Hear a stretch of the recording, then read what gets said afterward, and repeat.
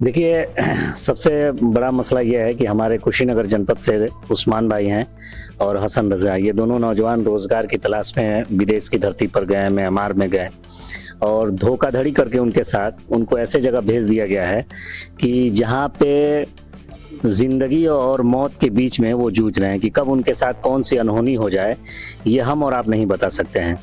जो उनका वीडियोस निकल कर आ रहा है, जो वो अपनी बातें रख रहे हैं और जिस तरीके से अपील कर रहे हैं, पूरा का पूरा उनका मित्र, उनके परिवार और उनके जान पहचान वाले लोग इस समय लोग तनाव में है कि इन नौजवानों के साथ क्या होगा। बिहार के भी एक अनुरंजन कुमार नाम के, उनके साथ ये तीनों लोग वहाँ पे बुरे तरीके से फंसे हुए हैं।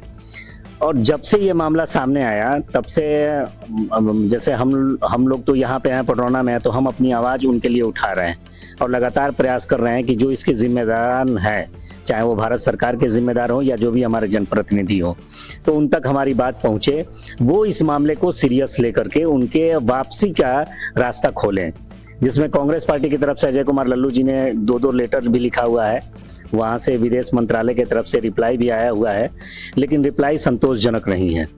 मामला यह है कि एक तरफ ये तीनों नौजवान बुरे तरीके से फंसे हुए हैं, डिप्रेशन में है, खाने की व्यवस्था नहीं है, सोने की व्यवस्था नहीं है, वहाँ का खान पान म्यांमार का सब कुछ अलग है और लगातार इनसे गलत कार्य कराए जा रहे हैं, साइबर क्राइम कराए जा रहे हैं और मारने पीटने का भी, जैसा कि व्हाट्सएप पे उन लोग का मैसेज मिलता रहता है, तो मारा पीटा जा रहा है, टॉर्चर किया जा रहा है, परेशान किया जा रहा है।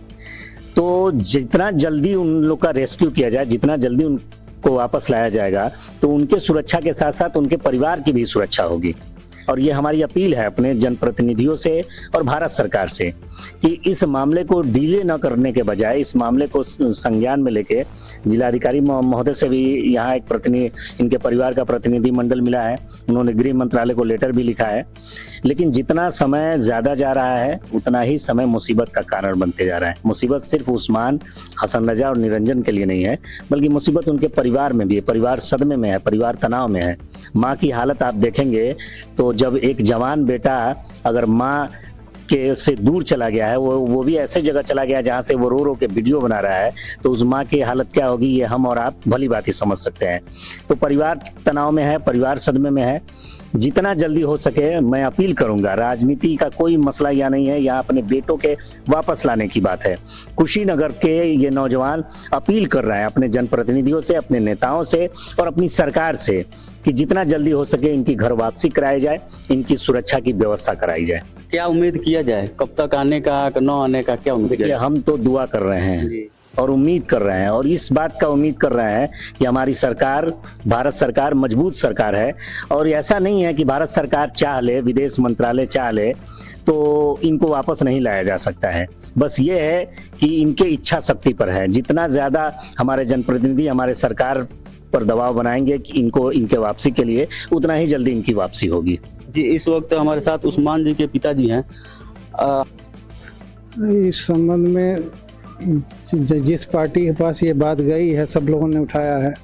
हमारे राज्यसभा सांसद कुंवर आरपीएन सिंह ने भी खत लिखा है विदेश मंत्रालय को। मैं आपके बेटों की है जी, बात हिंदू और मुसलमान की नहीं है, बात कुशीनगर के बेटों की है। अगर हम राजनीति में हैं, चाहे जिस भी पार्टी से हो, तो अगर कुशीनगर के किसी भी नौजवान के साथ गलत हो रहा है तो ये हमारी जिम्मेदारी बनती है, रिस्पॉन्सिबिलिटी बनती है कि राजनीति से ऊपर हट करके वो किसी भी पार्टी का कार्यकर्ता हो, किसी भी दल का हो, इससे मतलब नहीं। अगर वो रोजगार के लिए कहीं फंसा है तो पहली जिम्मेदारी बनती है कि हम जहाँ जिस जगह है, अगर हम सरकार में है तो सरकारी तंत्र से हम प्रयास करें, अगर सरकार में नहीं है तो अपनी आवाज उठाकर उनके वापसी का लोग तो आवाज, कई नेता जो भाजपा के हैं वो तो कह रहे हैं कि समाज पार्टी के झंडा तले लड़े हैं चुनाव, उसी का झंडा उठा रहे थे। आखिर उनके जो पार्टी के का ने कोई आवाज उठा, हमारी तो पार्टी आवाज उठा रही है। नैतिक जिम्मेदारी, मैंने एक बात ही कह दिया कि यहाँ राजनीति का मसला नहीं है, यहाँ मसला है अपने घर के बेटों को वापस लाने का। अब ये नैतिकता है कि कौन आवाज उठा रहा है, कौन नहीं उठा रहा है और किस दल का उठा रहा है, किस दल का नहीं उठा रहा है। जिस भी दल का, अभी जैसा इन्होंने कहा कि हमारे जो जनप्रतिनिधि हैं, जो यहाँ के सांसद हैं, वो लोग भी प्रयास कर रहे हैं उनके लिए। तो सबका स्वागत है और सबसे हम उम्मीद कर रहे हैं कि आप अपना प्रयास, अपनी कोशिश दिखाएं। कौन नहीं कर रहा है उनका भी स्वागत है, उनके घर भी बेटा होगा, उनके घर भी भाई होगा, वो भी कहीं फंसेगा तो हो सकता है कि उनके दिल में अब ये हमदर्दी पैदा हो कि हमारे कुशीनगर के बेटे, राजनीति से नहीं बल्कि कुशीनगर के बेटे फंसे हैं, तो उनके लिए हमको आवाज़ उठाना चाहिए। सरकार पर ज़्यादा से ज़्यादा सरकार से अपील करना चाहिए कि सरकार जल्द से जल्द उनको वापस बुलाए। जी, आरपीएन सिंह आप लोग जाके दरखास्त दिए थे, उन्होंने क्या कहा था? उन्होंने कहा प्रयास चल रहा है, जल्दी रेस्क्यू किया जाएगा। कहना चाहेंगे हमारे चैनल में, आप तो गए थे उस दिन, तो उन्होंने क्या बताया था? वही तसल्ली बख्श बातें उन्होंने की और कहा कि प्रयास हमारा जारी है, आप उम्मीद रखिए, बात सुनी जा रही है और सरकार को भेजा गया है, उसका रिस्पांस आपको मिलेगा और बच्चे फौरी तौर पर चंद ही दिन में आएंगे। सोशल मीडिया पर उस्मान भाई शेयर किए थे, एक गृह मंत्री, जो पूर्व गृह मंत्री आरपीएन सिंह है, उन्होंने लेटर जारी किया था, उस पर कोई रिस्पांस, कोई जवाब नहीं आया, तो उस पर आप क्या कहना चाहिए? वो क्या बोले थे? देखिए, वो जो कहेंगे वही ना हम सुनेंगे। उन्हें लेटर दिया गया, 2 दिन हम लोग गए और उन्होंने कहा कि भाई देखिए, ये मोबाइल पर आया है जो हमने लिख करके उन्हें भेजा है, सरकार के कब्जे में वो इलाका नहीं है म्यांमार के, लेकिन फिर भी प्रयास जारी है और उम्मीद की जाती है कि वहाँ की सरकार जो है गठन करेगी पुलिस की या फोर्स की, और फौरी तौर पर वो बच्चे आएंगे। जी, और फिर मैं दोबारा रिक्वेस्ट करूंगा सरकार से, ये उन्होंने कहा। जी, कुछ लोग और हैं उस्मान भाई के चाहने वाले दोस्त, क्या कहना चाहेंगे हमारे चैनल के माध्यम से? आपके चैनल के माध्यम से हम यही कहना चाहेंगे कि जो भी हमारे जिले के और प्रदेश के जो भी राजनीतिक गण नेता जो लोग भी हैं, वो लोग कोशिश करें कि हमारे भाई जो भी हैं ये लोग आएँ, क्योंकि उस्मान भाई एक सामाजिक आदमी हैं और कई जिंदगियां बचाई उन्होंने ब्लड डोनेट करके। उन्होंने अपना कुशीनगर में ब्लड डोनेट कैंप भी चलाया है। बहुत सारी सोशल मीडिया पे लड़कियों की शादी में हर जगह उन्होंने बढ़ चढ़ कर हिस्सा लिया है। आज वही है कि हम लोग भी बहुत दुखी हैं कि हमारा भाई अपने व्यवसाय के लिए वहाँ गया, क्योंकि देश में रोजगार है नहीं, मजबूरन विदेश जाना पड़ा और वैसे गलत जगह फंस गया जहाँ से उनका आना भी उम्मीद नहीं लग रहा है। हम लोग आस लगाए बैठे हैं अपनी सरकार से कि जल्द से जल्द कुछ करके भाइयों को वापस लाए।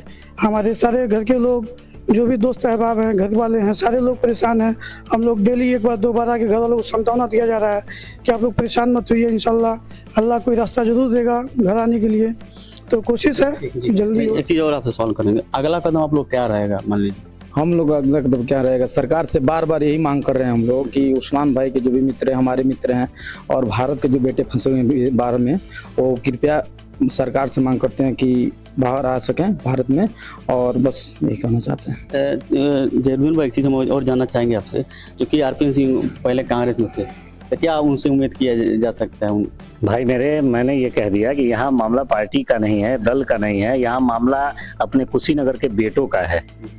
जो भी इस मामले में हमारा मदद कर रहा है, इस परिवार की मदद कर रहा है, ये परिवार उसका एहसानमंद रहेगा कि हाँ, आपने हमारे बेटों की जिंदगी बचाने के लिए काम किया है, चाहे वो किसी भी दल का हो, चाहे किसी भी इसका हो। और प्रयास, चूंकि जनप्रतिनिधि राजनीति में आप वोट लेने के लिए किसी दल के हो सकते हैं, लेकिन जब आप किसी स्थान पर बैठ जाते हैं तो आप उस क्षेत्र के नेता होते हैं। कुशीनगर के नेता होंगे, पडरौना के नेता होंगे, तो नेता के लिए सब बराबर होते हैं, जो वोट दिया जो नहीं दिया सब उनके लिए बराबर होते हैं। तो बिल्कुल इस प्रयास में सारे लोग प्रयास कर रहे हैं। जो नहीं प्रयास कर रहा है, हम उससे उम्मीद कर रहे हैं कि हो सकता है आपका वीडियो देखने के बाद वो प्रयास करे, क्योंकि यही वो धरती है। इसी धरती पर बहुत बड़े बड़े नेताओं को उस्मान भाई ने बैठा कर, अपना पैसा लगाकर, अपना रुपया लगाकर, अपना टेंट लगाकर, अपना पानी लगाकर, उनके हाथ से गरीबों में कंबल बंटवाने का काम किया है।